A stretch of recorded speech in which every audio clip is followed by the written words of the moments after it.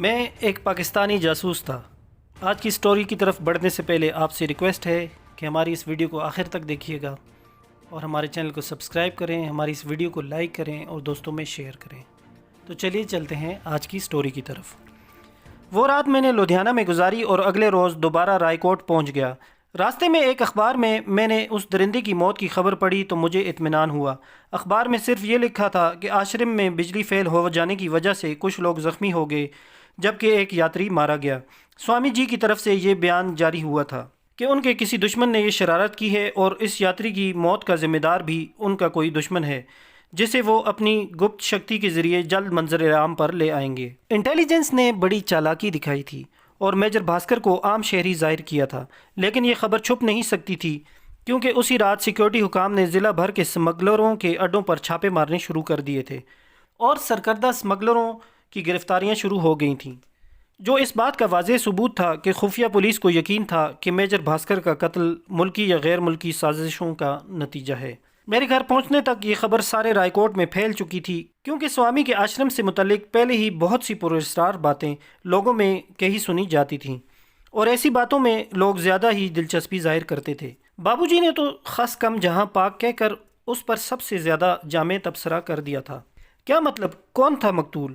میں نے بابو جی کے ریمارک پر حیرانگی سے پوچھا۔ بہت بڑا آدمی تھا بیٹا، کسائی تھا کسائی، اسے ایسی ہی موت مرنا چاہیے تھا۔ انہوں نے مختصر سا جواب دیا اور میں ان کے ذرائع معلومات کی داد دیے بغیر نہ رہ سکا۔ انہیں شاید رات ہی میجر بھاسکر کے قتل کی اطلاع مل گئی تھی۔ میں ان کے نکسلائیڈ ہونے کی اطلاع کے بعد خاصا محتاط ہو گیا تھا۔ میں نے ان کا اعتماد اس حد تک حاصل کر لیا تھا کہ میرے متعلق وہ شک میں مبتلا نہیں ہو سکتے تھے، لیکن انسانی ذہن کا کیا بھروسہ، کسی بھی لمحے بھٹک جائے۔ میں نے اس مسئلے کا حل بھی ڈھونڈ لیا تھا، لیکن ابھی مجھے وقت کا انتظار تھا۔ میجر بھاسکر کی موت نے بھارتی انٹیلیجنس کو بوکھلا کر رکھ دیا۔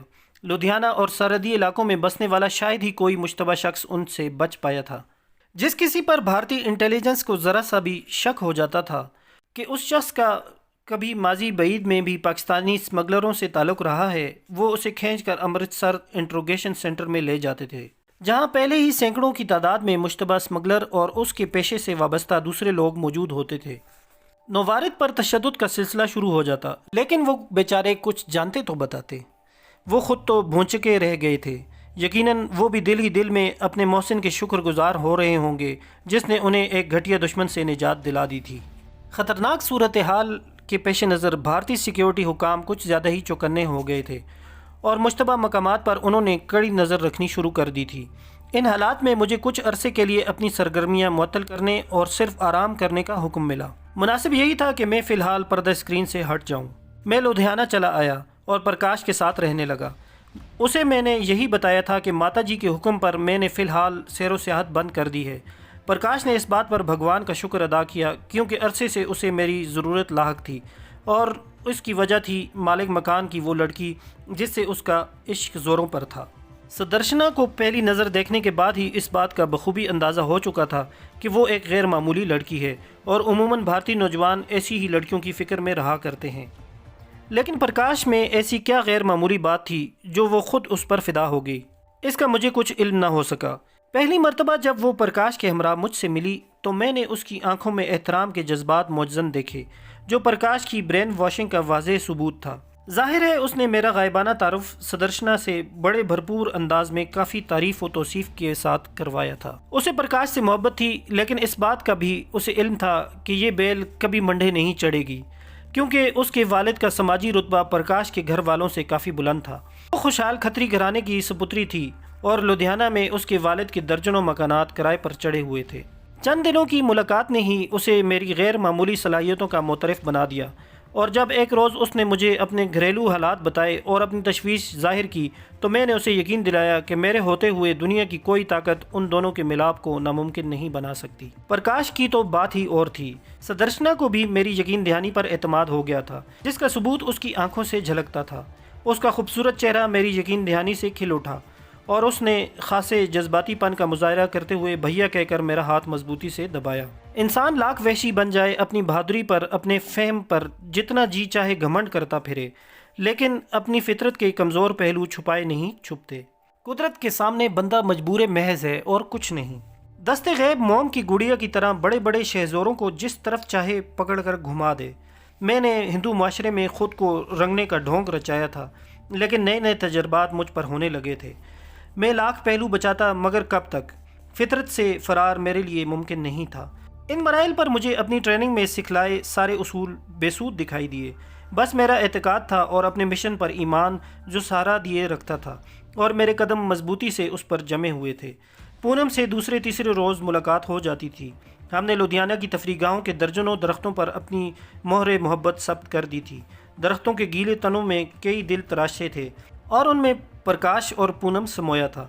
अपनी मोहब्बत की अमानत कितनी मरतबा कदीम इमारात की उन बोसीदा दीवारों को सौंपी थी जो पहले ही कुश्तगान मोहब्बत के नामों से अटी पड़ी थीं। बज़ाहिर पत्थरों के संगलाख सीनों में अपनी मोहब्बत महफूज करके हम मुस्तकबिल में टूटने वाली उस क़यामत से लाशऊरी तौर पर मुतमईन हो बैठे थे, जो अपने दामन में बिजलियां समेटे हमारे खरमन पर लपकने को बेताब थीं। जहां पूनम को विश्वास था कि कई जन्मों के बाद हमारी आत्मा का मिलाप हुआ है, और वहां मुझे इल्म था कि ऐसे कई जन्म लेने के बाद भी पूनम मुझसे कभी मिल नहीं पाएगी। लेकिन मैंने अपने तईं अपने आप को वक्त के तेज़ धारे को सौंप दिया था, जो मोहब्बत की तुग़यानियों में मुझे बहाए लिए जा रहा था। ब्यास के साहिलों पर बने उन बागों में घूमते हुए जहां कोयलें संधिया के गीत गाती हैं, हमने अपनी मोहब्बत की शिद्दत को महसूस किया था। कई जज्बाती लम्हे गुजरे जब अपनी धड़कनें एक दूसरे में समोई थीं। वक्त, हालात और मुस्तकबिल से बेनियाज होकर हम दोनों एक दूसरे के संग संग फ़िज़ाए बेकरां की वसअतों में उड़े चले जा रहे थे। और फिर एक रोज़ पूनम ने प्रकाश को राखी बांधी तो सदर्शना ने भी मेरे हाथ में राखी की जंजीर पहनाकर मुझे भाई बहन के मुकद्दस रिश्ते में जकड़ कर गोया मुझ पर एक और गिरा लगा दी। मुझ पर उन सब लोगों की मोहब्बत की गिरफ्त बढ़ती जा रही थी। हर नई गिरा मेरे फ़रार को नामुमकिन बनाती जा रही थी। पूनम, प्रकाश, मौसी, माताजी, बाबूजी और अब सुदर्शना। मैं कहाँ कहाँ से बचकर निकल सकता था। पिंटू और सालिग्राम मुझे पूनम सौंप कर कितने मुतमईन थे, उसका अंदाज़ा कुछ मैं ही लगा सकता था। व्यूअर्स, ये थी हमारी आज की एपिसोड। हमारे इस वीडियो को लाइक करें और दोस्तों में शेयर करें।